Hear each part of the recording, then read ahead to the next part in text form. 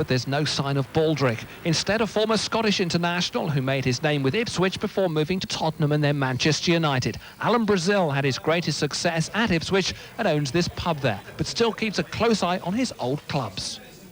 The way United are playing at the moment, I honestly believe that very shortly someone's going to get a real drubbing off them. You know, they just can't they can't seem to hit the net. You know, they've loads of possession, great up front, but in the final third, when they've chances to, you know, put the game way beyond, you know, the opposition getting back in it, they haven't been doing that. You know, they've been sneaking it with Cantona's goals. Which brings us onto the burning issue of the moment, why Andy Cole isn't catching fire. Brazil's own time at Old Trafford wasn't a runaway success, and he can sympathise with the continuing problems of the £7 million man. I think Andy Cole's having a hard time like I got, you know. It looks like the old strikers who do at Old Trafford. It's quite incredible.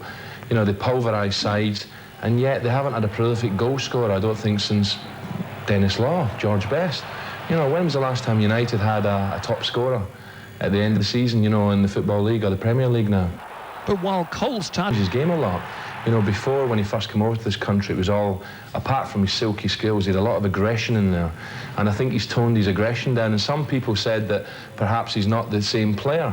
But the times Cantona, for me, drifts into that far post position and pops up and gets winners, it's quite incredible. He's got a sense, a great sense, which great goal scorers have. He knows where to be at the right time. And he just seems to lurk at that back post and gets the ball in the net. But he's been a huge asset for United in the last 11 games.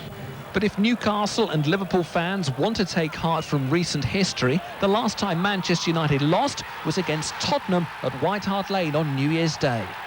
I think a lot of people at the start of the season felt that Tottenham would be a threat. And they've had their moments, you know. Tottenham, we've seen some wonderful games on telly and live, but they just, for me, the consistency's not there. I think Sheringham's a super player.